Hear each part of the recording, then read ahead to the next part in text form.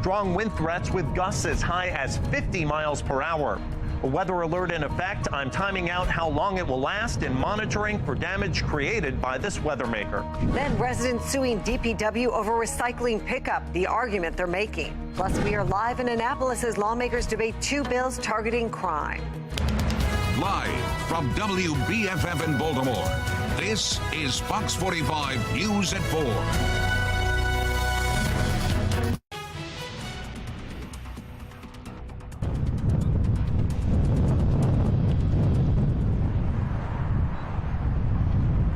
Intense wind ripping through Baltimore and much of Maryland right now. Flags, street signs, hanging on for dear life all day.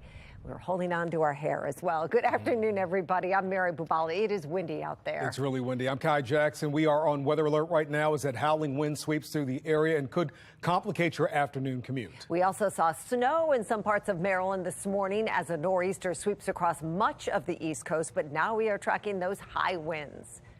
Keep an eye out for downed trees or power lines as a result of the wind when you're on your way home. Right now, let's go to Chief Meteorologist Jonathan Myers for an update. Yeah, I know some of my garbage cans started flying this morning. So really, you got to make sure that not only do you keep your eyes peeled for stuff that could be in the roads, but also make sure that you tie down objects in your yard as well so they don't go flying. Wind advisory is in effect for the entire area. That lasts through the wee hours of early tomorrow morning. Winds have been sustained about 20 to 30, and in the past hour, we've had some wind gusts up to about almost 50 miles an hour over the airport. Currently, it's up to 44 in gusts. 38 miles an hour at Westminster and 34 at Stevensville, 39 miles an hour at Annapolis. This is enough to take down weak trees or even some tree limbs that may be kind of hanging on by a thread. So keep in mind, I know walking the dog today, saw some limbs kind of split apart on the roadway. You may be encountering that as you're walking or driving. Can be a real hazard. So as you work our way into the overnight hours, the winds are going to stay up. There's a coastal storm system. You can see all the reds up here. That's a big wind with snow up around Boston. That storm system is going to continue to spin there. Our winds will stay up overnight, but gradually coming down. And you'll notice as we head into tomorrow and then early Wednesday, still breezy, but not as windy around here. As winds are more so 25 to 30, maybe gusts to about 40. And then as we head into Thursday, I think things will finally begin to calm down and really warm up, too. I'm going to let you know we could have highs in the 60s around here. You heard me right. That's in my Weather Authority forecast. Jonathan, thank you. BGE currently reporting about 75 outages across their coverage area. We'll keep you updated on these numbers throughout the night. Let us know if you're experiencing any outages by emailing news@foxbaltimore.com. Anytime inclement weather hits, you can have the forecast at your fingertips. Download the Fox 45 weather app. Search for WBFF in your app store. Less than a month remains in this year's legislative session, and questions remain surrounding the bill Baltimore City State's Attorney Ivan Bates is pushing. After one hearing, the legislation seeking to raise minimum penalties for certain gun crimes seems to be stalling. Fox 45's Mackenzie Frost live at the State House. Mackenzie, what can you tell us about the plan's likelihood of going anywhere? Well, that was the big question today here in the State House, Mary. Right now, we seemingly saw the bill stall for weeks, but earlier this afternoon, the Senate Rules Committee moved it to another committee, meaning more debate is scheduled. But whether this plan actually has a path forward still remains unclear.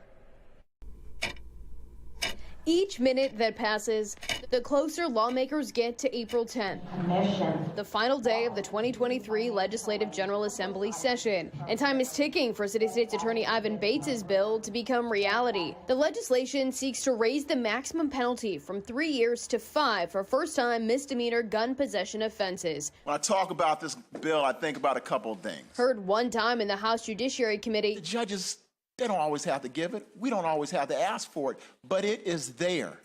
It is there. But that's it. Bates asking committee chair Delegate Luke Clippinger of Baltimore City to hold a vote. So far, that hasn't happened. What's the delay in this piece of legislation moving forward? There are a large number of issues that we've had to deal with in the committee this year. We'll know more later this week probably Thursday at the very latest. Across the hall, the Senate version, sponsored by Baltimore City Democrat Roy McGrath, coming out of the Rules Committee Tuesday after more stalling. Can you explain the month gap or what took so long to get it from out of the Rules Committee? I mean, today's March 14th. At the end of the day, it's upon leadership which bills they do let out. I can make the request. I made the request, I believe, on March 7th. Now sent to the Senate Judiciary Proceedings Committee. Despite a hearing not yet scheduled for the plan, Senate President Bill Ferguson confident in the path for the concept of the bill, not necessarily the bill itself. I feel very confident that the issue itself, whether or not it's that specific bill, but the issue itself will get a vote this year in the Senate. Does that mean the language could potentially be attached to another piece of legislation? It could be. We'll just have to see sort of as things move forward. Bates says the plan sends a message to criminals that a crackdown on violent crime is coming. But critics disagree, sparking op-eds and articles citing concerns about the gun penalties in the bill triggering mass incarceration. Something Bates says is simply incorrect. Why is anyone pushing back to make something uniformed? I don't understand. But, there are a number of individuals, the academic, the scholars, so to speak, they're the ones who says mass incarceration.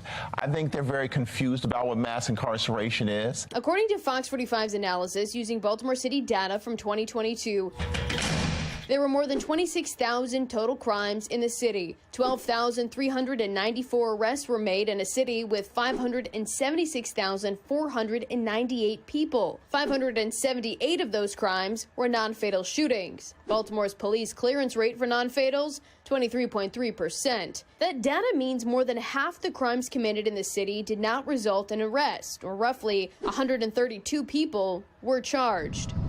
While lawmakers look through the bill's concept, it will soon be a mad dash to the end to get everything to Governor Wes Moore before the clock strikes midnight on the final day of session.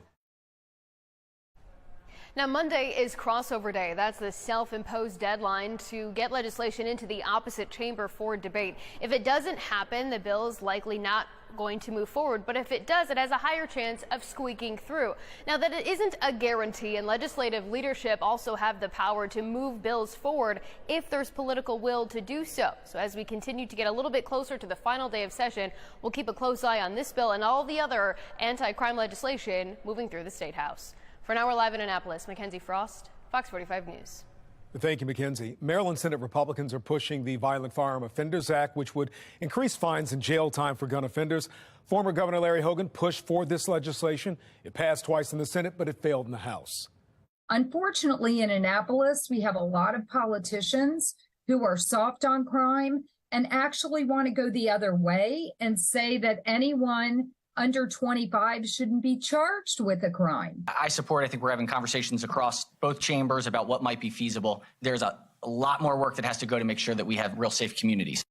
Maryland Senate is also approving the Gun Safety Act, which restricts where legal wear and carry permit holders can bring their weapons. Now, the bill prevents them from carrying a weapon within 100 feet of a public place. The U.S. Supreme Court struck down state laws requiring a reason to obtain a concealed carry permit. Supporters say it will cut back on violence, while those against it say it unfairly punishes legal gun owners. You can find more on this issue on our website, foxbaltimore.com. And you can make your voice heard. Scan the QR code you see here on your screen to contact your local state delegates and senators. That will take you to our website, where we've listed phone numbers and email addresses.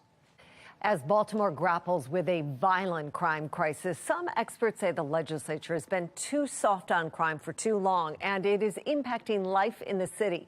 Tonight, Fox 45's Maxine Stryker is looking into policies in other cities with similar crime issues and the impact they may be having. Maxine? Well, Mary and Kai, as you mentioned, that Violent Firearm Offender Act back on the table in Annapolis for yet another year as calls increase to crack down on crime, especially here in Baltimore City. Now, states such as Oregon and Washington are dealing with a similar plea as crime spikes in their biggest cities, and bills to tackle crime have stalled. Political analyst John Dede says in many states a showdown between moderate and progressive Democrats are causing the issues. He says it's been happening in Annapolis for years and could happen again if the Violent Firearm Offenders Act goes nowhere and if City State's Attorney Ivan Bates' bill stalls. If you end the legislative session with not doing anything on some of these measures, you're sending two totally different messages of one person who wants to fight crime and another group of people that doesn't want to do it at all. And that's not a good formula. Now we take a deeper dive into what's happening in these other cities as far as crime. That's coming up at 5 o'clock. Reporting live for now in Baltimore, Maxine Stryker, Fox 45 News. Maxine, thank you. That brings us to our question of the day. Do you think the soft on crime approach from Annapolis is right for Maryland? So far, 86% of people who voted say no. Head to foxbaltimore.com/vote to weigh in. A Baltimore father of 7 has died after police confirm he was shot during an apparent robbery in southeast Baltimore. Alexa Ashwell spoke with his family and joins us live from outside of Johns Hopkins Hospital with more in the story. Alexa. Yeah, Kai, family says this father's name was Javier Lopez Ortiz. Today they went through the emotional process of donating his organs here at the Bayview location, taking part in an organ donation ceremony. And according to family, this homicide happened Friday night around 10 here in southeast Baltimore. Family says Javier had gone to shoot pool at a restaurant near the corner of Pratt and Haven Streets. Outside, they say an unknown suspect robbed and then shot him in the face.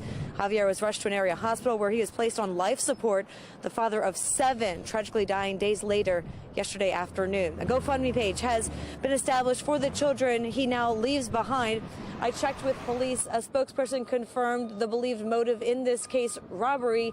More questions coming up at 5. For now, reporting live in southeast Baltimore, Alexa Ashwell, Fox 45 News. Alexa, thank you. One person is in the hospital following a collision in Baltimore County. A train and tractor trailer ran into each other along Lake Drive just north of Back River. The Baltimore County Fire Department asking anyone and everyone in the area to use caution, saying hazmat crews are still investigating. It's unclear what may have caused the crash. And Arundel County Police make an arrest in an August 2022 homicide in Severn. 18-year-old Vinay Lewis has been charged with the murder of Naeem Addison. Now, police say the victim was seated inside of a car when he was shot. They believe it was a targeted incident. Lewis was 17 at the time of the killing and faces 8 charges, including first and second-degree murder and possessing a firearm as a minor. Well, some neighbors in Baltimore fed up with their recycling piling up. How they're putting the city on notice next. New developments in the investigation into the child sex abuse case within the Archdiocese of Baltimore. Why we could be getting closer to seeing that report. And a look at those flags flying in the wind. Our weather alert coverage continues as we follow the wind advisories in place across Maryland.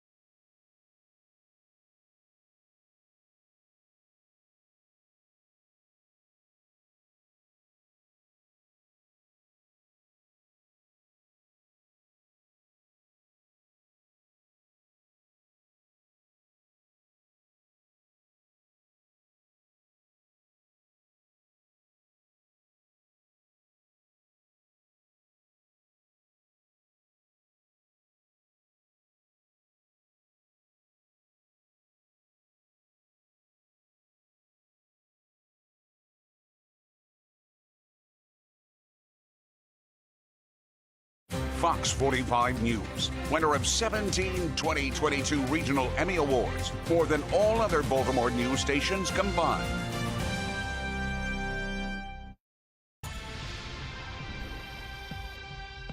For us, it was the only avenue left, once it became clear that, there was no intention of restarting weekly recycling.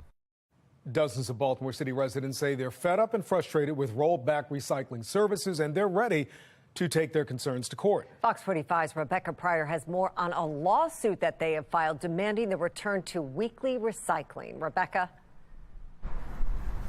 Yeah, when the city moved to bi-weekly recycling due to pandemic-related staffing shortages, at first, Baltimore City residents were understanding. But now, 3 years post-pandemic, many of them are saying enough is enough because so much is being delivered these days. Many now have twice the recycling, but only half of the pickups. The rolled back services have been ongoing for over a year now with no end in sight. So now more than 60 Baltimore City residents have signed a petition that was filed in circuit court demanding weekly recycling be restored. The petition specifically points to Article 23, Sections 1 through 4 of the city charter, which requires the city to perform weekly recycling collections. Today, I spoke with Desmond Stinney, who helped spearhead this litigation. He says his breaking point was the city's recent $15 million investment in Clean Core, a community-based cleanup initiative. This is just an example of how tone deaf the administration might be on this issue, and we're looking for a circuit court judge to get it pretty clear to the mayor at what this means to the constituents. Stinney argues the Clean Core money would be much better spent on hiring a contractor to help with recycling. As for next steps, the city now has 30 days to respond to this litigation. Today, I reached out to the mayor, DPW, and the city's law office for a comment on this issue. As of News Time tonight, though, I have not heard back. Reporting live in Baltimore City, Rebecca Pryor, Fox 45 News. And as you just heard in Rebecca's report, the mayor's Cleanup Corps program would give $15 million to nonprofits to help clean up Baltimore. Some city council members say the plan overlaps with public projects, and the money would be better served by investing in DPW. Why in the world would the administration give $15 million towards privatization of community groups to perform these functions and to hire people when that's exactly what we're trying to do? DPW says it is also trying to help minority businesses thrive, implementing a program focusing on partnerships with contractors. Baltimore County is announcing yard trash collection will return April 1st. This trash will be collected separately from regular recycling through December 14th. Not all neighborhoods are eligible for yard waste pickup. You can find a schedule and items eligible for pickup on the website of the Bureau of Solid Waste Management in Baltimore County. Well, as you know, we are on weather alert this afternoon as a nor'easter moves through parts of Maryland. Some snow in the northern part of the state this morning. This photo was sent in by Sean Morgan up in the Hereford zone. And we have a snapshot of morning snow from Courtney Kleinfelter on her farm. You can send weather pictures and videos through the Chime In or WBFF app. Yep, it was out there. I even saw a little bit of dusting in our neighborhood. It wasn't much to speak of, and it's gone now. Correct. Well, the sun helps. Yeah, the sun helps. And now winds is what we're talking about, right? Yeah, big winds. 1 to 2 feet of snow. Just our neighbors in the north, Pennsylvania, Philadelphia, it's been snowing all day up near New York. We're seeing some, again, inland totals in the mountains, 1 to 2 feet, but even several inches in the big cities, but just not around here. We got ripped off again on the snow, although again, some areas north did get a nice little mantle of white as promised, up to about a ½ inch in spots. But again, as Kyle was saying, the big deal is the wind today. Wind advisories expire early wee hours of Wednesday morning, winds up to 50 miles an hour in gusts. And that actually has verified. Could have some scattered power outages with this, some limbs coming down, some garbage cans getting thrown about, and especially on an afternoon commute. You don't want to have to deal with this stuff. So certainly, keep your eyes kind of on a swivel here, head on a swivel, as you can really kind of encounter some bad conditions very quickly and some unexpected conditions on the roadways with the winds now about 20, 30 miles an hour sustained out of the north and west, but 40 miles an hour in gusts at Westminster. The big winner actually right now here is at Baltimore's BWI with a 44 mile an hour gust in the past hour, 38 miles an hour down Denton Way. And we've made it up to 48 mile an hour winds in Baltimore, that's where we've peaked out in the past 24 hours, 46 miles an hour at Annapolis, and not too far behind down at Cambridge at about 41 miles an hour. And our camera's been bobbling about quite a bit, getting knocked around by the wind on the Mile 1000 cam. 43 winds out of the west-northwest. 24 miles an hour makes a wind chill at 34. So on top of that, it is cold. HD radar showing just how close the snow is. Atlantic City, New Jersey, up to Wall Township, New York, and up to Boston, switching over to snow with lots of winter storm warnings for this one. And if you remember the big superstorm 1993, Superstorm 93, putting down up to 50, 60 inches of snow inland across Tennessee, Kentucky, all the way up into New England. They're kind of getting a revisit here with maybe yardstick type snows all the way from eastern New York up into New England. The winter storm warnings continue, but around here again, kind of getting ripped off. Again, accident, Frostburg, Grantsville, this all in western Maryland, Garrett County, up in the mountains, up around the ski resort area, Wisp.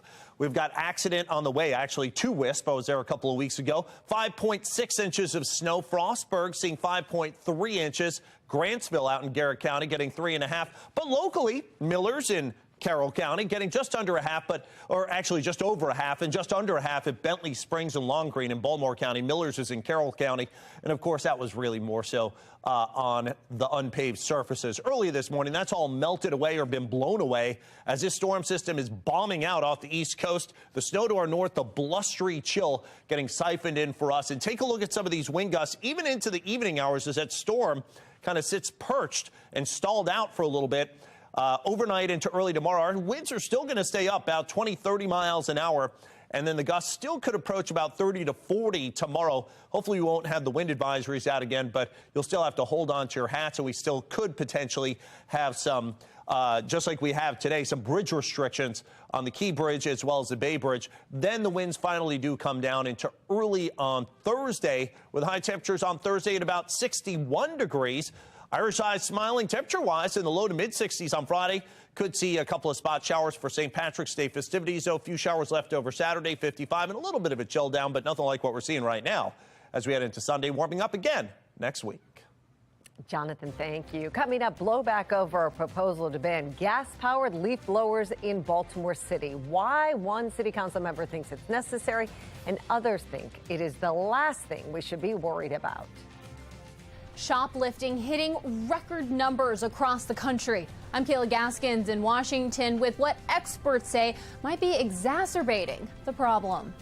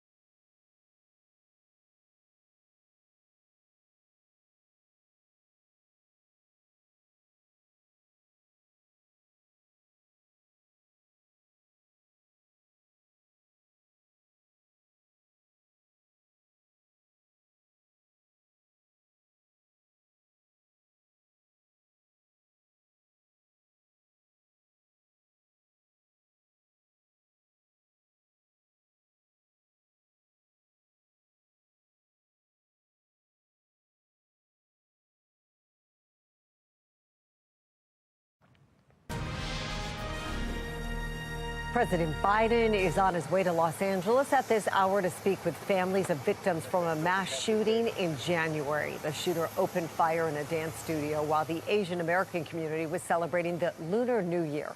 11 people died that day. The president is unveiling executive actions ensuring gun sellers follow proper vetting protocols. Well, shoplifting is hitting record levels nationwide, and companies and politicians are shifting their approach to catching thieves. National correspondent Kayla Gaskins explains.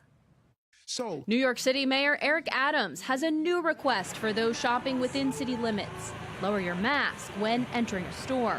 We've gotten so used to the mask that we don't realize there's a large volume of people that are wearing it, not because of COVID, because they're criminals. Robbery rates remain stubbornly high nationwide. In New York, they're up more than 40% over the past 2 years. Retailers also experiencing a 26.5% annual increase in the number of thefts committed by organized groups in 2021. That's according to the National Retail Federation.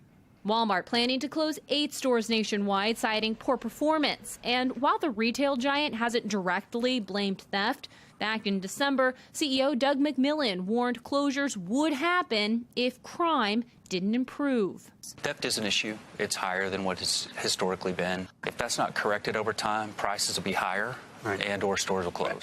Conservatives arguing Democratic-led state and local governments have emboldened criminals by failing to enact tough-on-crime policies.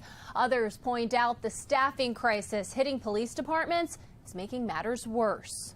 NYPD so far this year losing staff at the highest rate in 2 decades. In Washington, D.C., police officials say their department hasn't been this small in 50 years. When you see the dramatic decline in staffing in New York City, difficulties with recruiting, and increases in crime, I think they all that pattern comes together and is very noticeable and observable, and it really tells us that it is that the staffing crisis is making a strong and negative impact. The trends in these big cities, a possible canary in a coal mine, showing what lies ahead for smaller communities. In Washington, I'm Kayla Gaskins. Ahead at 4:30, the search continues for Roy McGrath. An update on former Governor Larry Hogan's chief of staff after his no-show in federal court on Monday. I'm Christine Frizzau in Washington, where the big question is, was it a bailout? We'll have some answers coming up.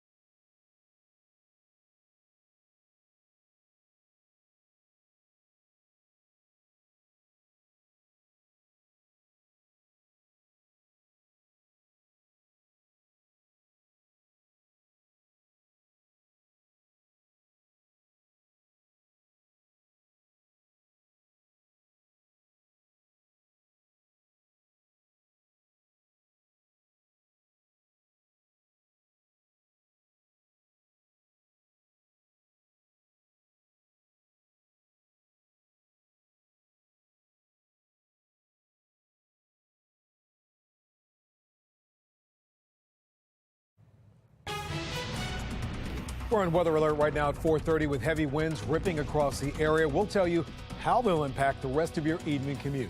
Chief Meteorologist Jonathan Myers has your full forecast in 15 minutes. Federal agents are looking for former Governor Larry Hogan's ex-chief of staff, Roy McGrath. McGrath was a no-show at his federal trial in Baltimore yesterday. That's right. Fox 45's Mackenzie Frost live now with some new details on what's going on. Mackenzie? That is a big question, Mary and Kai. We know right now that Roy McGrath is still a wanted federal fugitive. I'm told this is a multi-state, multi-agency search for McGrath with U.S. Marshal Service agents as well as members of the FBI trying to figure out where he is. We know that there's a wanted poster for him that's been issued. You can see it on your screen right now. The mugshot is there along with an outline of the charges. We know McGrath was scheduled to fly from Florida to Baltimore on Sunday evening and meet with his attorney Monday morning before that federal trial was scheduled to begin. But he was a no-show, and his attorney says he still has not been able to get in contact with him. And Mackenzie, have you talked to McGrath's attorney today, Joe Murtha? Yesterday, he said he hadn't been able to get in touch with him right as the court proceeding was getting started. Yeah, that's right. We know that there was a conversation that was had between McGrath and his attorney, Joe Murtha, Sunday afternoon. And Murtha says that he had no reason to believe that there was anything wrong. He was scheduled to get on that plane, but then on Monday was unable to contact him. Murtha tells me earlier today that nothing had changed. He still wasn't able to get in contact with him. I'm working on confirming some new information regarding McGrath's wife, but as it stands right now, we do know that local Florida law enforcement did a wellness check on McGrath Monday, although McGrath was not there. That happened Monday morning, and we've seen some photos of law enforcement agents surrounding that home throughout the day today. McGrath is facing several charges, including allegations of stealing hundreds of thousands of dollars from the state while he was serving as the director of that quasi-state agency, the Maryland Environmental Service. McGrath also served as former Governor Larry Hogan's chief of staff and is accused of illegally recording some conversations with other staffers. We do know right now McGrath was ordered to surrender his passport as part of his pretrial release several months ago. If he is arrested, McGrath is expected to be brought back to Baltimore to face trial. That's all we know right now, but we'll continue to update you. And if we get new information about his wife, I'll let you know. But for now, we're live in Annapolis. Mackenzie Frost, Fox 45 News. Two shootings in Baltimore over the past weekend have been changed to homicides. A 32-year-old man died from his injuries after being shot along Polk Street yesterday afternoon. Last Friday, 39-year-old Delman Ortiz was shot in southeast Baltimore. He died from his injuries. Anyone with information about either of these murders should contact police. Those two deaths marked 53 homicides in the city this year compared to 68 this time last year. Crime prevention is a focus in Annapolis, and two parties may be finding common ground. A proposed House bill establishes a statewide reward fund that would pay up to $50,000 for information leading to the arrest of a homicide suspect. Lawmakers told Fox 45 Morning News policies like these are a powerful way to protect Marylanders. We need more witness protection, for folks that want to come forward, but they're truly, truly afraid of retaliation. They're afraid that they won't be protected by the police. So money would help. This might be one of the first times that me and Delegate Schlager has agreed completely. If we, incentivize people to step forward, it provides an opportunity for our hard-working men and women in law enforcement to solve many of the crimes that's happening in our communities. The conflict resolution bill has been heard by the House Ways and Means Committee, but still needs to be advanced. And we have some new developments on the state attorney general's report on the history of sexual abuse in the Catholic Archdiocese of Baltimore. Just this afternoon, we learned a Baltimore judge has approved the release of the redacted version of that report. It details abuse by clergy and other church officials against more than 600 children and young adults over 8 decades. So far, no word on when the report will be made public. A representative from SNAP Maryland, a victim support group, hopes the release of the information will help encourage others to come forward. It's a bit of a bounce back day on Wall Street as the federal government steps in following the collapse of Silicon Valley Bank. We have team coverage of the crisis as Atra El Nashar looks into how the economy will rebound from America's second largest bank collapse. That's coming up at 5:30. We begin with Christine Frizzell and how this week's deal could shape the way banks and the government interact in the future. An emergency rescue in a sea of unknowns, with what was for many a collective sigh of relief following the announcement the federal government would step in to help in response to the collapse of Silicon Valley Bank and later Signature Bank. There are many people who are living paycheck to paycheck, and if this was delayed any further, I can't imagine what the ramifications for a lot of those folks would be. President Joe Biden insisting the action would boost trust in the banking system and was not a bailout. No losses will be borne by the taxpayers. Instead, the money will come from the fees that banks pay into the Deposit Insurance Fund. But some in Washington sounding alarm bells. Senator Josh Hawley vowing to introduce legislation to prevent banks from passing on new fees to customers. In a tweet insisting, no way Missouri customers are paying for a, quote, woke bailout. Others blaming Congress and former President Trump for weakening regulations on small to mid-sized banks, which in turn emboldened the CEOs. They decided to load up on risk. And why? They loaded up on risk because it made their banks more profitable, and that meant it made them have higher salaries. In this case, depositors were protected, while shareholders and executives were not. So it wasn't a bailout in the traditional sense. Still, concerns are running high that knowing these banks were saved will signal to others that their deposits as well will be protected and guaranteed by the federal government. This is the first thing I talk to my students about, this idea of moral hazard, that because you behaved badly this first time and then someone comes to rescue you, then the likelihood of you behaving badly again just goes out that much higher. Calls for a balanced approach remain of instilling trust in the system as a whole and not returning to a time of too big to fail or too small to survive. In Washington, I'm Christine Frizzell.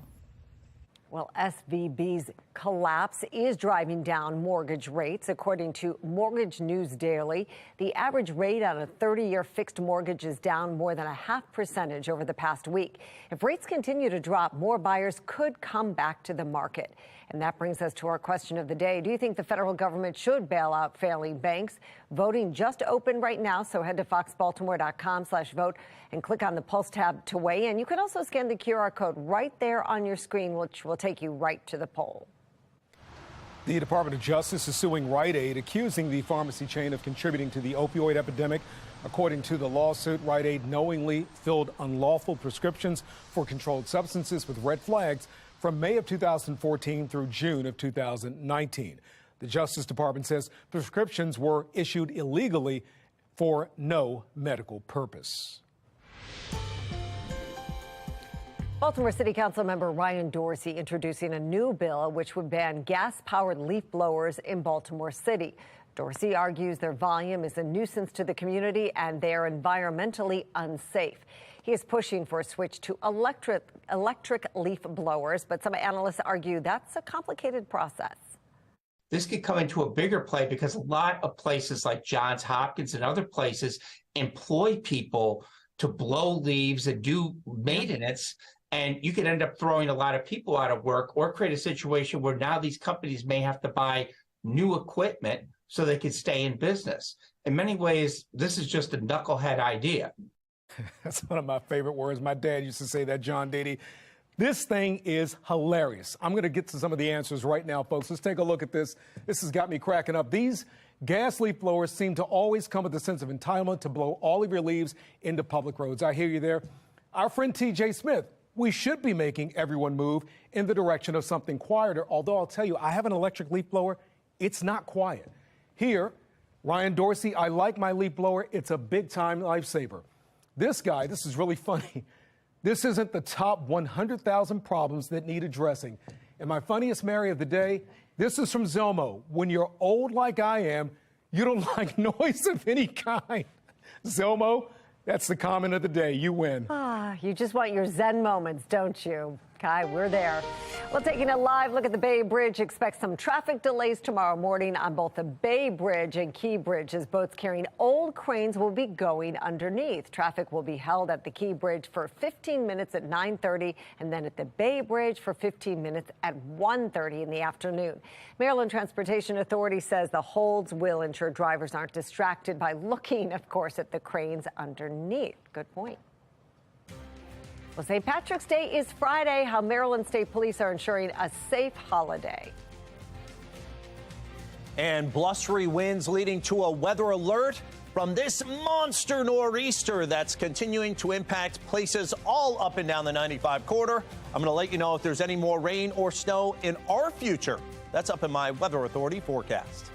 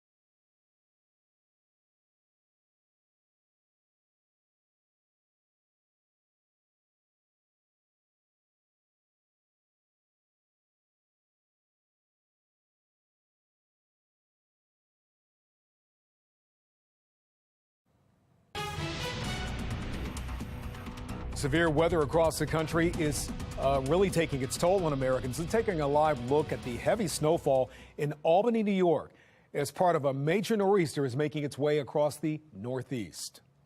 And a little further north, the snow is hammering New England. Brad Rogers from our Sinclair sister station in Portland, Maine, has the scene. Well, right now I'm in Sanford, Maine, in the state's southernmost county, which is being hit with a late winter snowstorm. We expect a foot or more of snow when it's all said and done. Right now, there are about 1,000 power outages, most of them right here in southern Maine. Central Maine power linemen are out in this weather working to restore power. They tell us these are pretty slippery conditions up there on the bucket, and they expect this will be a 2 or even 3-day event when it's all said and done.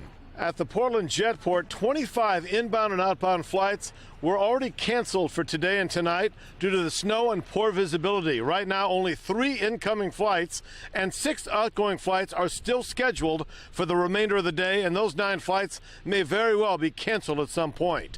Travelers we spoke with were all scrambling to change their tickets to hopefully fly out of Boston. Others plan to head home and try again tomorrow or later in the week. Out in Casco Bay off of Portland, the Casco Bay ferry lines are on schedule at this time. The company, though, is keeping a close watch on the weather, the wind, and the surf. But for now, there is service to all the islands they serve out in Casco Bay. Well, this snow is expected to continue all day and through the night, tapering off Wednesday morning. Sunshine expected on Thursday. I'm Brad Rogers from Southern Maine. Well, they're dealing with a lot there, Jonathan. Snow not a factor here, but the winds definitely are. Yeah, and I mean, some folks around here would love to see images like that. We have just kind of missed winter with our 0.2 of an inch of snow over at the airport and not putting any more in the snow bucket today. The wind advisories, yes, Kai, continue through today into tonight through 2 a.m. early tomorrow morning. Winds 15 to 30 miles an hour, some gusts up to about 50. Right now, we're gusting to 44 here in Baltimore, 38 miles an hour at Westminster, 28 miles an hour at Stevensville, and almost 40 miles an hour down at Annapolis. Some of the wind gusts in the past 24 hours maxing out at nearly 50 in Baltimore, about 46 at Annapolis, 43 miles an hour at Gaithersburg, 38 at Frederick, and 41 at Hagerstown. Eastern Shore values up to about 40 miles an hour at times as well. So 2 hands on the steering wheel when you're encountering stuff like this. I know my drive-in was rough today, really got buffeted around on some of those kind of straightaways, those open areas where you kind of get hit big time by the wind. So keep in mind, it's going to be tough to handle, as well as dealing with some potential debris on roadways, including garbage cans, and maybe even dealing with, pieces of trash thrown across portions of the roadway, and even limbs and small trees can come down, and some power outages too. So be prepared for anything with this. Mile 1 Tascam right now, 43, winds out of the west-northwest at 24. Humidity 35%, or wind chill. Yes, there is a wind chill at 34 degrees. Look how close the snow is to us. Philadelphia, Pennsylvania, you've been snowing on and off all day. And then north and east of there, it's been accumulating all the way up into portions of New England, where we've got winter storm warnings, eastern New York, all the way out to the New England coastline. Now, around here, we did, if you wouldn't believe it, if you woke up early, get a little bit of snow. Long Green, Bentley Springs, Baltimore County, getting just under a ½ inch of snow, and just over a half at Millers. That's in Carroll County, 0.6. And then to really get the snow totals, you had to get well west, almost into West Virginia. In Garrett County, Grantsville, Frostburg, Accident, that all out toward Oakland, Maryland, as well as Deep Creek Lake. That's where we got 3 to about 6 inches of snow.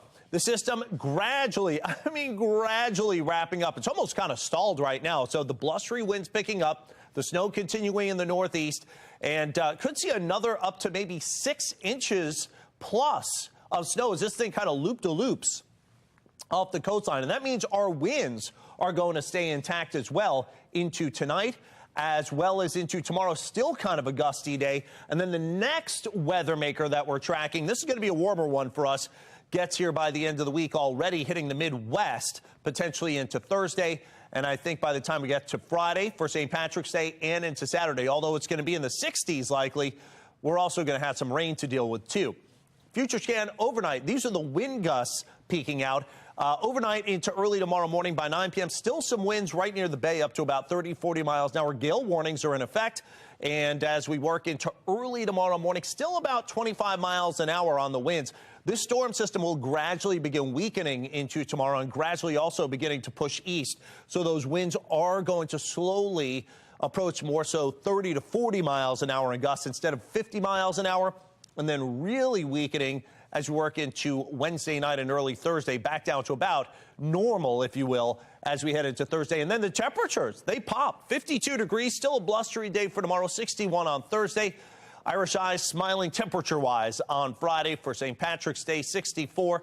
30% chance of a couple of spotty showers lasting into early Saturday with a high 55. And as we head towards, yes, the beginning of spring, cool down on Sunday, 48, and back into the 50s for early next week. All right, Jonathan, thank you. St. Patrick's Day is this Friday, and Maryland State Police are doing their part to make sure you and your family celebrate safely. Tomorrow through Sunday, patrols will be stationed along state highways in areas known to have a high number of DUIs. Lieutenant David Ryan joined us on Fox 45 Morning News to talk about making good choices. One of the biggest messages out there is planning ahead. 3 o'clock in the morning is not the time where you try and figure out now it's time to get a ride. Right. So with the options that are out there, there really is no excuse for drunk driving, especially with rideshare, Lyft, Uber, taxi cabs, or designated drivers. There's many options out there for everyone to get home safe. There will be several St. Patrick's Day activities in and around the Baltimore area over the next week. For a full list, you can go to our website, foxbaltimore.com/newslinks. In a major win for rideshare companies, a state appeals court in California rules Uber and Lyft can keep treating their California drivers as contractors. This upholds a state law that allows tech giants to bypass other state laws requiring worker benefits like paid sick leave and unemployment insurance. Labor unions argue drivers need those protections, but the court did rule Uber and Lyft can't prevent their drivers from joining labor unions and bargaining for better working conditions. Coming up at 5 o'clock on Fox 45 and Arundel County Public Schools scores high on the state report card, but leaders say they're far from perfect. The changes that the county executive says need to happen. And next, let's see if Mark Clark can keep up with the Kangaroo Kids as they jump their way to the Be More Healthy Expo.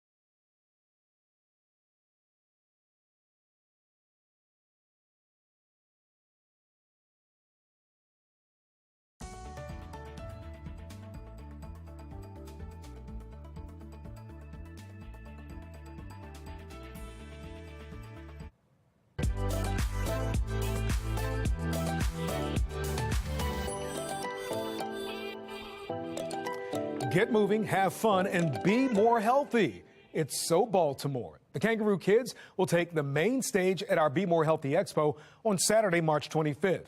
Be More lifestyle host Mark Clark is jumping in on that fun and brings us a preview. Today we're with the Kangaroo Kids that will be at our expo, and Sam here has been jumping for years. He's one of the senior jumpers. So Sam, tell us about, your experience with the Kangaroo Kids. So I've been a jumper for about 11 years now. I started when I was about maybe 8 or 9, and I've just stuck with it for such a long time because I just really love the sport. I love learning new tricks. I love the community that the sport promotes. On the team and out of state, I just have so many friends through the sport, and yeah, it's just something I love to do. And so these are difficult maneuvers here. Yeah. Which one's the most challenging? Which one do you enjoy the most? The most challenging, I'd say Well, I'd say there are different aspects to every single trick, but the most challenging aspect is definitely the coordination and, getting it right with everybody, because everybody needs to be in sync for it to work. And my favorite, personally, would be the one with all the people turning and the one person in the middle. Yeah. I love it, the wagon wheel. Yeah. So the best part, guys, is we're going to get a chance to see the Kangaroo Kids at our expo coming up on the 25th. We're going to have a great time. And even they taught me a trick here. Let's see if I can do it real quick. Oh, so close. Missed it by that much. Mark Clark, Fox 45 News. Mark, still great job. I'm impressed. Better than me, my friend. Again, the Be More Healthy Expo is set for Saturday, March 25th from 10 a.m. until 4 p.m. at the Baltimore Convention Center. In addition to performances, the expo features workouts, cooking demonstrations, and also free health screenings. Jonathan, get screened. Oh, yeah. And Mark Clark can jump some rope there. Hey, he may not do the trick, but that's more jumps than I could do, that's for sure. All right, we are under weather alert, so keep in mind there's some strong winds through tonight. After this, we're tracking the next weather maker. Quick look at your weekend forecast detail. Wanted to get to it because, yes, we have St. Patrick's Day. Could see a spot shower here during the day on Friday for St. Patrick's Day festivities. This blue, I think that snow there, that's more so Pennsylvania and New York. I think it's just a couple of scattered showers to start on Saturday. Winds pick up. And then it's a dry day for Sunday. So if you're going to kind of stretch out the celebrations through the entire weekend, it looks like drier days for most of Saturday and all of Sunday. But as we head through St. Patrick's Day, 57 at noon, 62 for festivities, that is, at 5 and 9 p.m. temperatures at 57 with spot showers. And again, looks like St. Patrick's Day going to be a kind of wetter day, but drier as we head into the weekend. All right, Jonathan, thank you. Coming up on Fox 45 News at 5 o'clock, frustration over the state's approach to violent crime. We take a look at how similar policies are happening and what's being proposed in Annapolis that impacts communities across the country. And the father of seven shot and killed during a robbery, how his family and friends are mourning their loss tonight.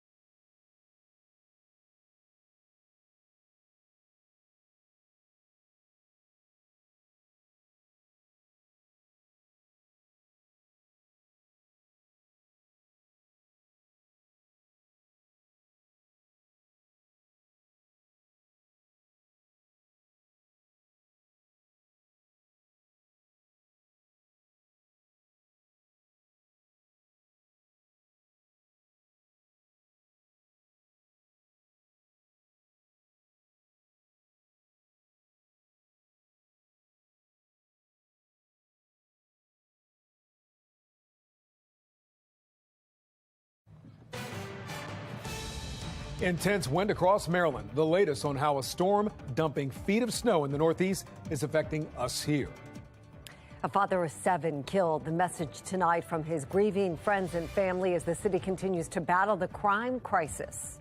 Efforts in Annapolis to address violence statewide. We track the latest on the fate of City State's Attorney Ivan Bates' gun bill.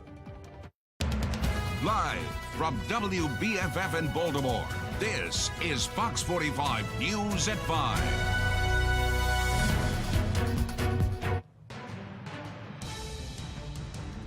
We're on weather alert. Good evening. I'm Kai Jackson. And I'm Mary Bubala. Thanks for staying with us. On the left side of your screen, current conditions on our weather radar and a live look at the Inner Harbor tonight. On the top right, traffic cameras in western Maryland showing snow on the ground, all part of that storm system hitting the Northeast tonight.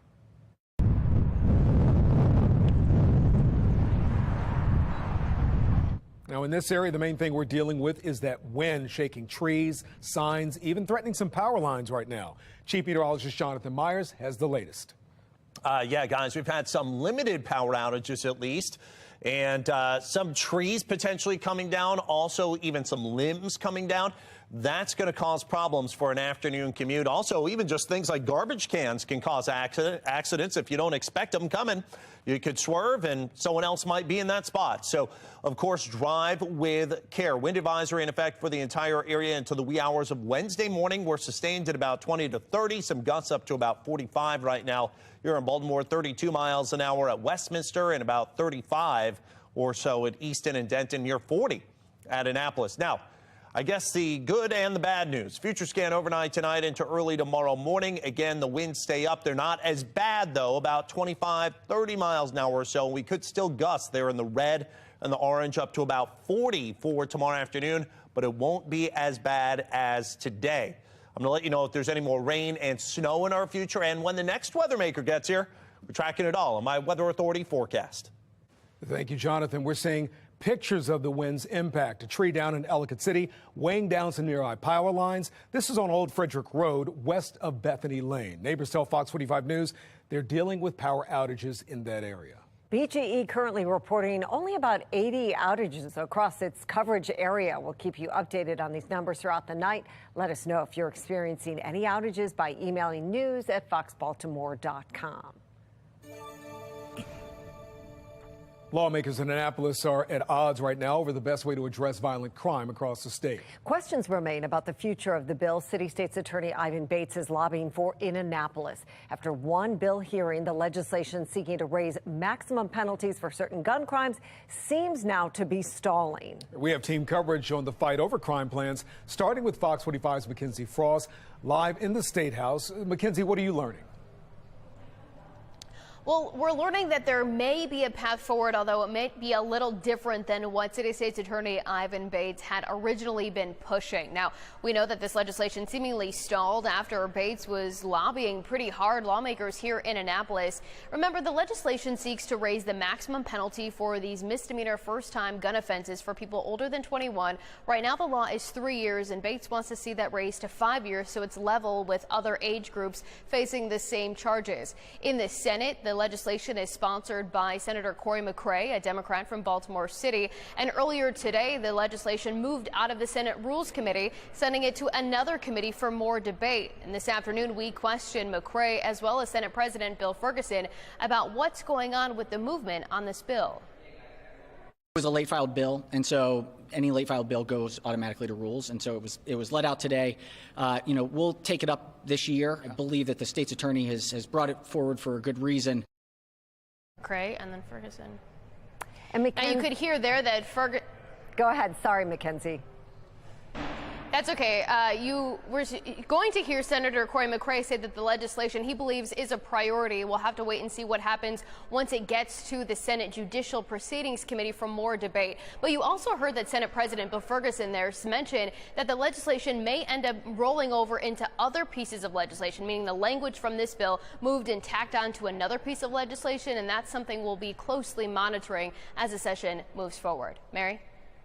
What's the delay in this piece of legislation moving forward? There are a large number of issues that we've had to deal with in the committee this year. So there are a lot of issues that we're dealing with, and so this is an important one and one that we will definitely take up in the next week. Do you anticipate the language of his bill being rolled into another piece of legislation that would move forward? I don't know. I think that it's possible that the language could go somewhere else.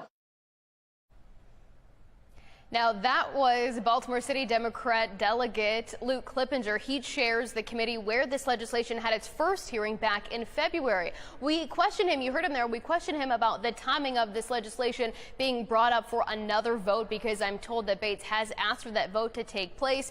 But if you heard him there, he also mentioned the fact that this concept of this legislation could move forward. And again, it's something to watch as we see the language of the bill potentially moved into other legislation as we get a little bit closer to the final day of session, which we know is coming up on April 10th. For now, we're live in the State House. Mackenzie Frost, Fox 45 News. Mackenzie, thank you. Maryland Senate Republicans are pushing the Violent Firearm Offenders Act, which would increase fines and jail time for gun offenders. Former Governor Larry Hogan pushed that legislation. It passed twice in the Senate, but it failed in the House. Unfortunately, in Annapolis, we have a lot of politicians who are soft on crime and actually want to go the other way and say that anyone under 25 shouldn't be charged with a crime. I think we're having conversations across both chambers about what might be feasible. There's a lot more work that has to go to make sure that we have real safe communities. Maryland Senate approves the Gun Safety Act, which restricts where legal wear and carry permit holders can bring their weapons. Now, the bill prevents weapons within 100 feet of a public place. The bill comes after the U.S. Supreme Court struck down state laws requiring a reason to have a concealed carry permit. Supporters say it will cut back on violence. Those against it say it unfairly punishes legal gun owners. You can find more on this bill on our website, foxbaltimore.com. And as the debate in Annapolis continues, some experts say the legislature has been soft on crime and it's impacting the quality of life in Baltimore. Tonight, we're looking at other cities with a rise in violent crime and the similar impact their policies may have had. Fox 45's Maxine Stryker joins us live with what she's found out. Maxine? Well, Mary, a political expert I spoke with says as crime spikes in some major cities, progressive, lenient policies on crime may be to blame. But here in Baltimore, it's possible things could be looking up. The Violent Firearms Offenders Act is back on the table for another year in Annapolis. The soft on crime policies that have been passed in Annapolis over the last few years have resulted in hundreds and hundreds of deaths of innocent people. The bill Governor Larry Hogan pushed for years but failed to pass targets repeat offenders. Republican lawmakers like Kathy Shalega say it makes perfect sense. Unfortunately, in Annapolis, we have a lot of politicians who are soft on crime and actually want to go the other way and say that anyone under 25 shouldn't be charged with a crime. But as calls grow louder for the legislature to get tough on crime, states such as Oregon and Washington are dealing with hearing a similar plea as crime spikes in their biggest cities. Portland, Oregon saw a record number of homicides last year, and rising theft is putting a strain on businesses, causing some to pack up and leave. It's not getting any better anytime fast. Walmart is leaving town, and while the retailer never gave a single reason, many point to crime. And in Seattle, Washington, violent crime reached a 15-year high last year. And theft is also a problem. In January, a Nike store that had been downtown since 1996 closed, and many suspect crime was to blame. We have to ensure there's a level of accountability. If people get released or people aren't answering to anything, they're going to go back and do more crime. In both states, not unlike Maryland, the legislatures have had opportunities to pass bills targeting violent crime and retail theft, but bills have been stagnant or failed. In Washington, a bill that would have amended the definition of theft and helped struggling retailers stalled in committee. Another bill that would have provided funding for recruitment of police also stalled, as did a bill to restore authority for police to engage in a vehicle pursuit with reasonable suspicion. And in Oregon, where a poll commissioned last year by the Oregonian found nearly 2/3 of voters believe the criminal justice system isn't tough enough, there are currently 2 bills to fight violent crime in committee. Both of those cities have been much more of more progressive. And I think what's happened is that a lot of people, they want the pendulum to come back again. And they want more tougher law enforcement. Political analyst John Deedy says in many states, a showdown between moderate and progressive Democrats are leading to stalled bills. He says it's been happening in Annapolis for years. The problem is on some of the more serious things, on guns, they seem to have taken a back seat on dealing with this. And it could happen again this year if the Violent Firearms Offenders Act goes nowhere yet again, and if City State's Attorney Ivan Bates' bill stalls too. If you end the legislative session with not doing anything on some of these measures, you're sending two totally different messages of one person who wants to fight crime and another group of people that doesn't want to do it at all. And that's not a good formula. And now it's only a matter of days until we know the future of these bills. Reporting live in Baltimore, Maxine Stryker, Fox 45 News. Maxine, thank you. That brings us to our question of the day. Do you think the soft on crime approach from Annapolis is right for Maryland? So far, 97% of those who responded say no. Head to foxbaltimore.com/vote to weigh in. And you can make your voice heard. Scan the QR code right there on your screen to contact your local state delegates and senators. This will take you to our website where we put together their phone numbers and email addresses. In a city in crisis, a Baltimore father of 7 has died after police confirmed he was shot during an apparent robbery in southeast Baltimore. Alexa Ashwell spoke with his family and joins us live from outside Johns Hopkins Hospital. Alexa?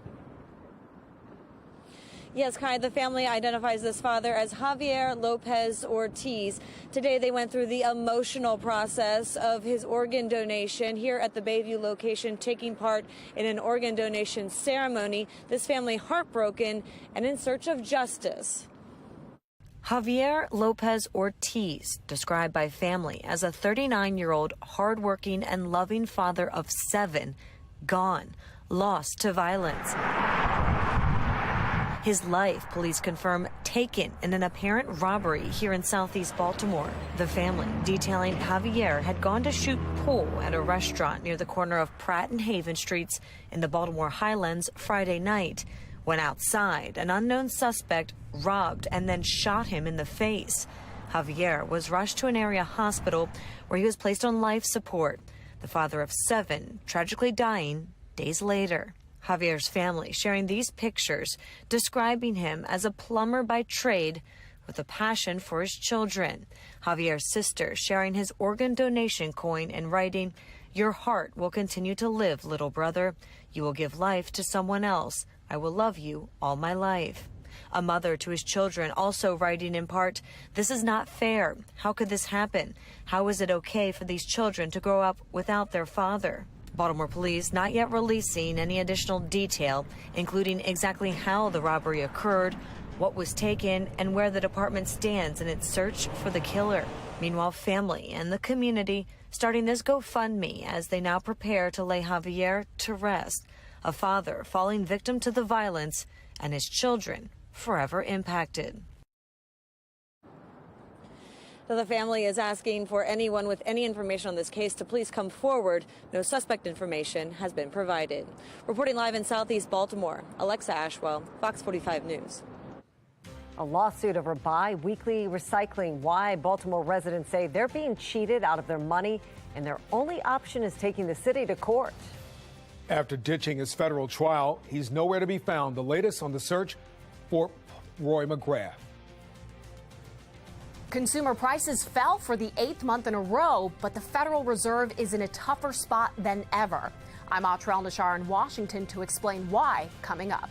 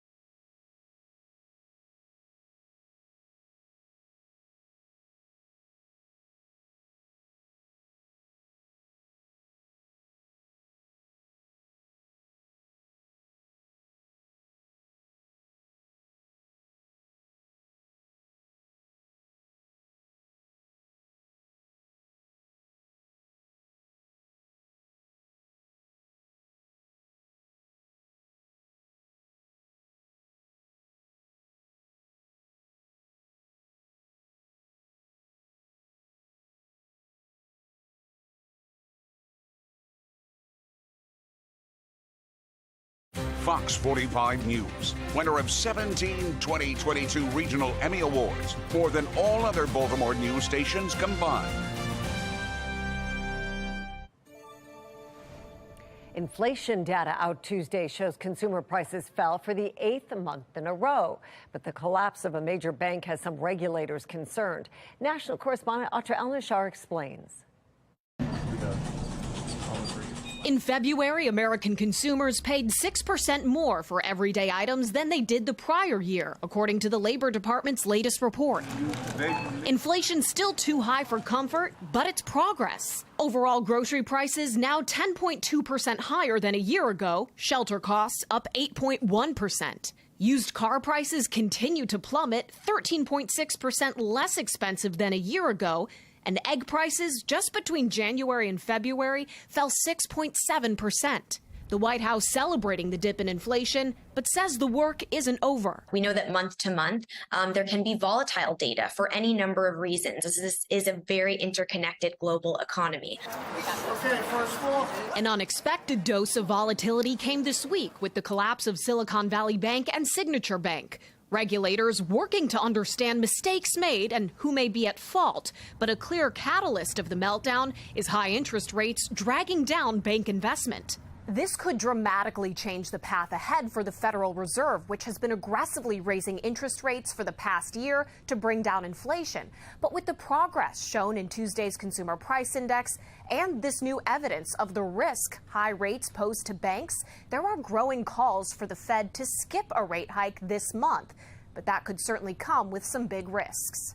The markets are all about expectations, and they could also be signaling that they're more concerned about the systemic risk from this event than was previously expected. It would also mean, at least in the short term, inflation takes a backseat to the Fed's other responsibility of making sure the financial system runs smoothly. They're really in a tough spot right now. With Fed officials meeting next week, they don't have much time to decide which of their mandates, fighting high prices and keeping the banks running, will come first.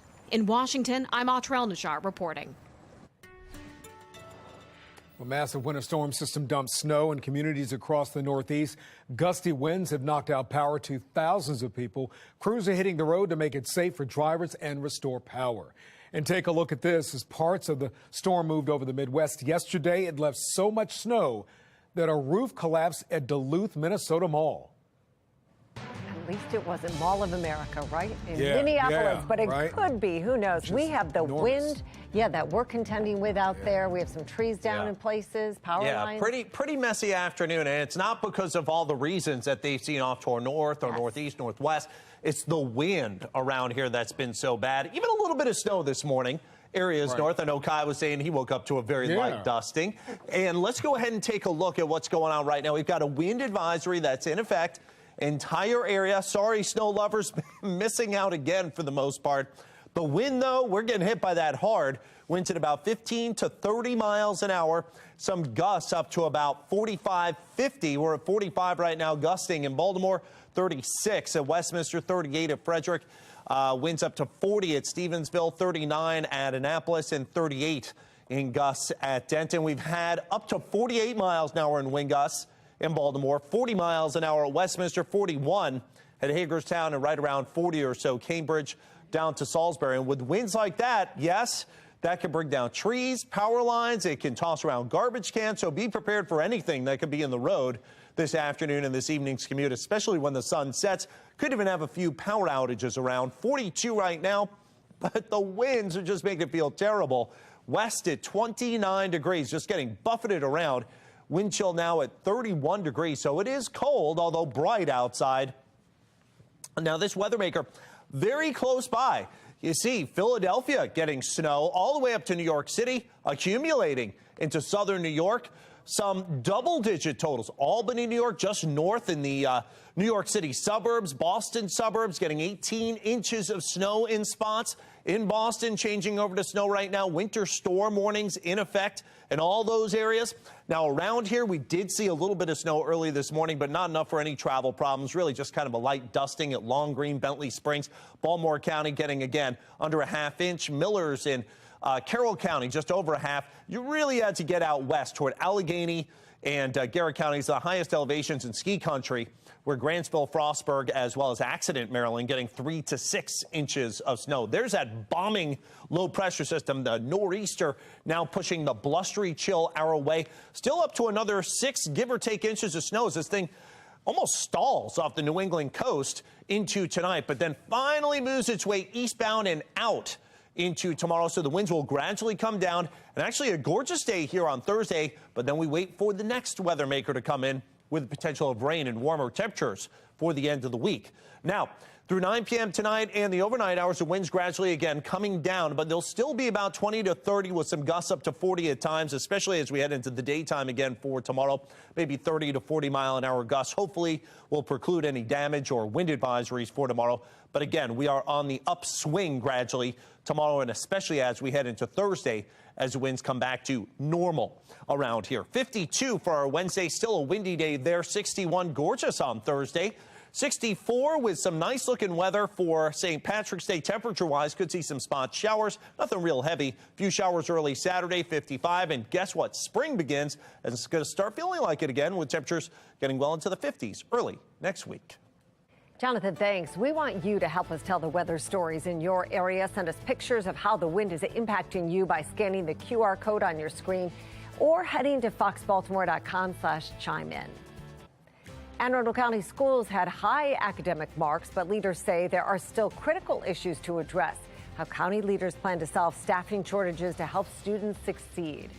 A split between 2 top GOP candidates, where Republican voters are looking to throw their support ahead of the midterms.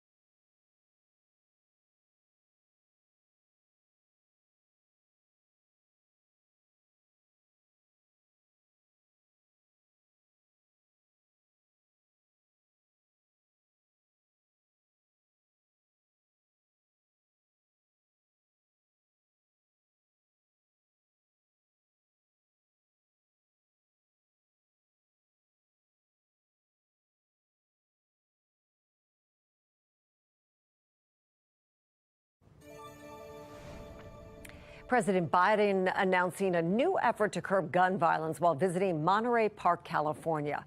11 people were killed in a mass shooting there in January. The executive order will require more background checks for firearms sales by expanding the definition of a firearms dealer. The president also directing the Attorney General to prevent dealers whose licenses have been revoked from continuing to sell. The goal is to move the U.S. as close to universal background checks as possible. Florida is moving forward with bills that would ban gender-affirming care for minors and cut diversity programs in colleges.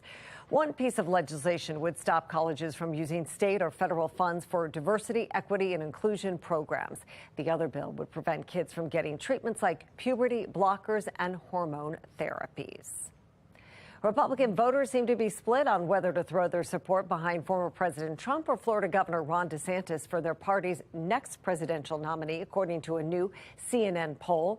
47% of Republicans would be enthusiastic about DeSantis as the nominee, while 46% say the same about Trump. No other potential nominee mentioned in the poll exceeded 20%. Right now, there are 3 Republican candidates who have officially announced they are running for president. Former President Trump, of course, businessman Vivek Ramaswamy, and former ambassador to the UN and governor of South Carolina, Nikki Haley.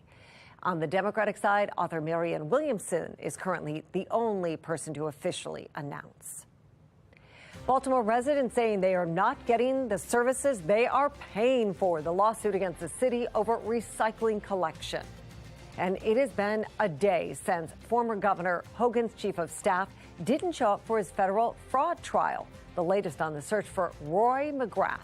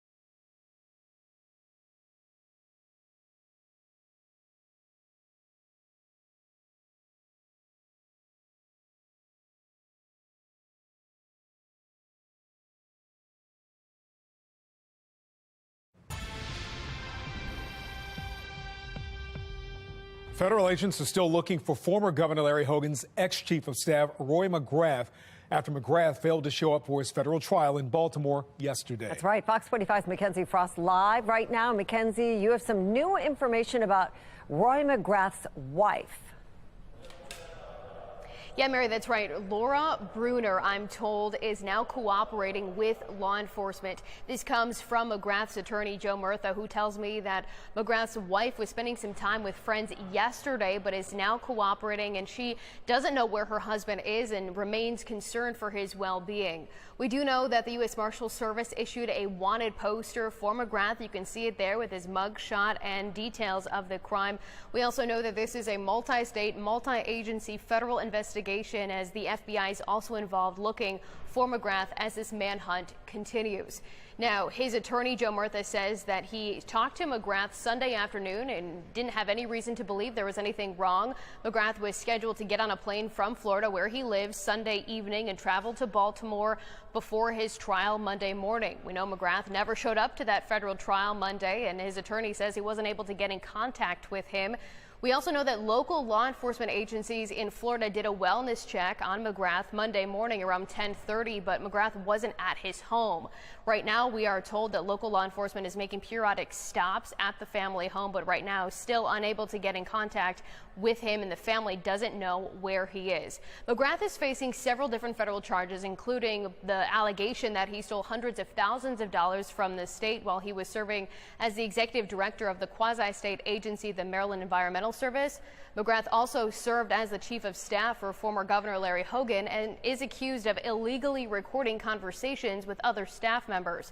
Now, as part of his pretrial release, McGrath was ordered to release or give up his passport so he could remain out on bail. It's unclear where he is at this point. The U.S. Marshal Service continuing that manhunt, but if he is arrested, McGrath will be brought back to Baltimore for trial.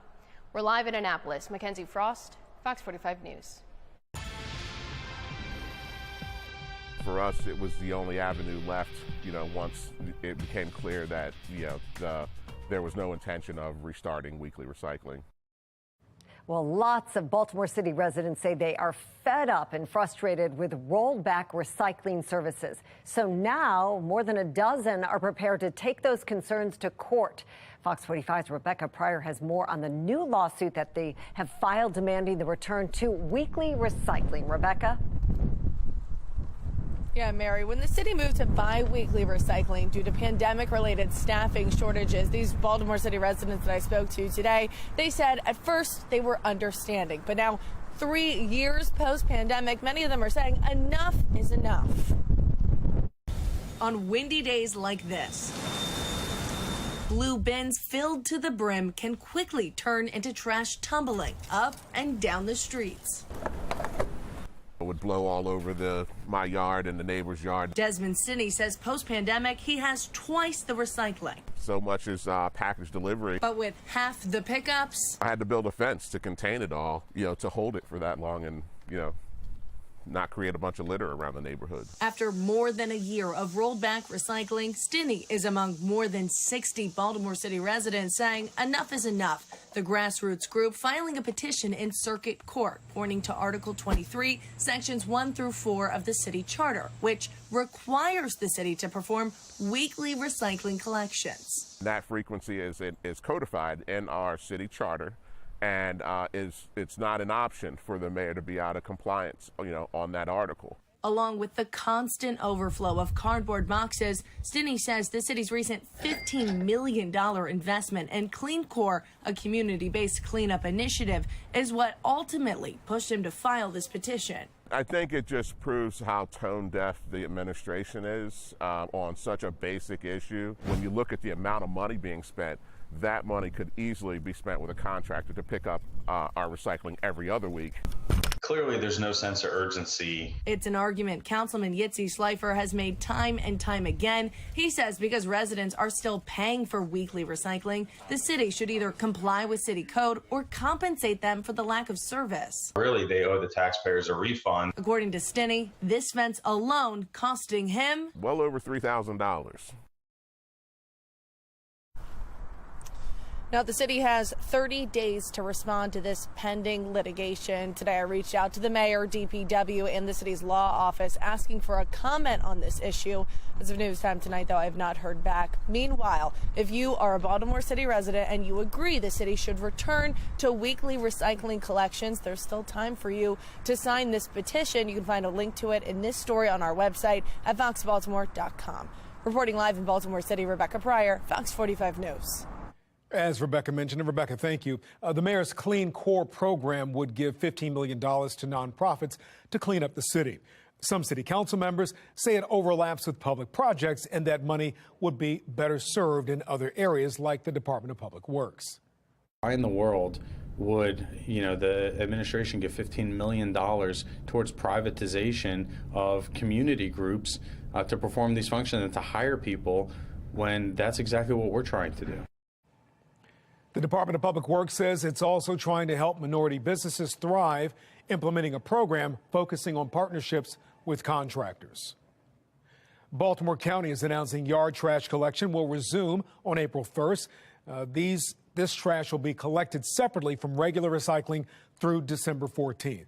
Not all neighborhoods are eligible for yard waste pickup. You can find a schedule and items eligible for pickup at the website of the Bureau of Solid Waste Management.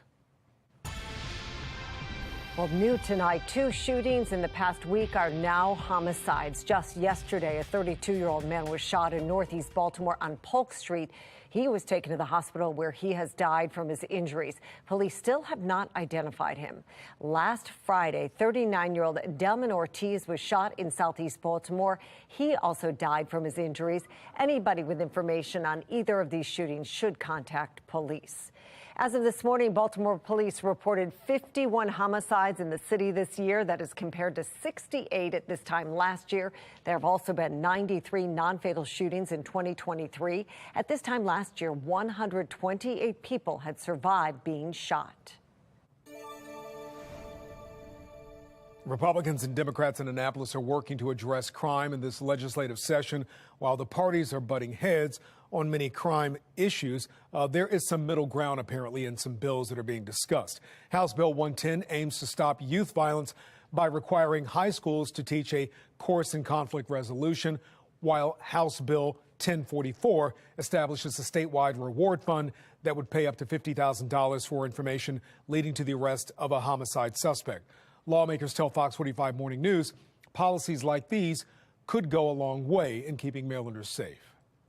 We need more witness protection, for folks that want to come forward, but they're truly, truly afraid of retaliation. They're afraid that they won't be protected by the police. So money would help. This might be one of the first times that me and Delegate Schlager has agreed completely. If we, incentivize people to step forward, it provides an opportunity for our hard-working men and women in law enforcement to solve many of the crimes that's happening in our communities. The conflict resolution bill has been heard by the House Ways and Means Committee, but needs to be advanced.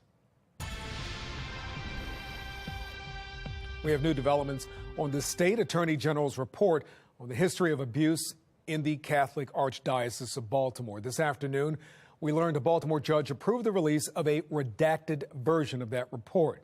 Details abuse by clergy and other church officials against more than 600 children and young adults over 8 decades.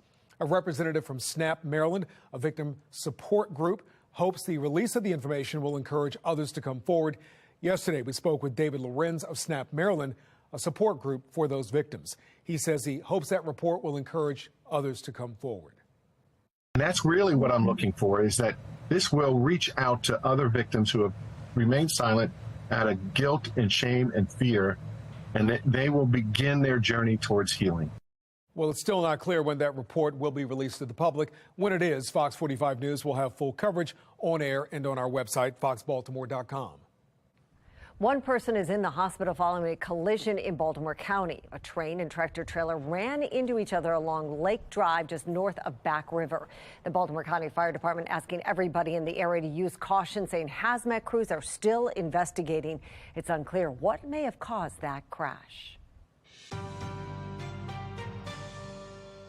As Baltimore City schools get poor marks from the state report card, Anne Arundel County is seeing improvement. Tom Rogers spoke with Anne Arundel County Executive Stuart Pittman, who says despite academic success, there are still some serious school issues that the system needs to address.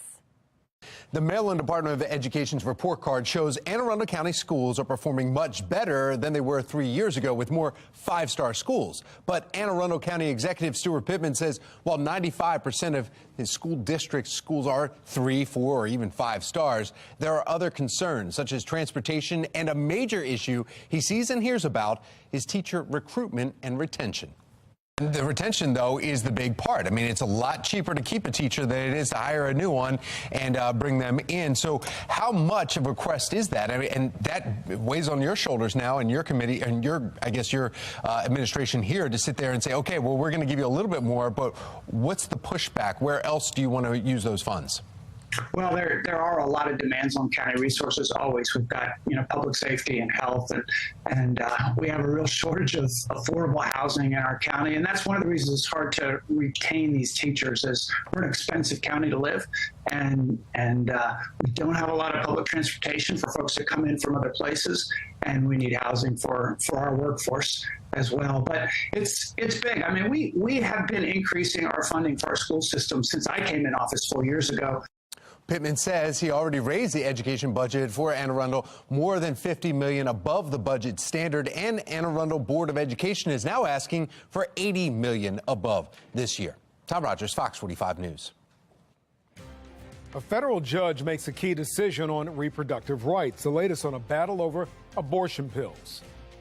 An alarming trend involving cancer and younger Americans. I'm Angela Brown in Washington, D.C. The group's seeing an increase in cancer cases and how to prevent it.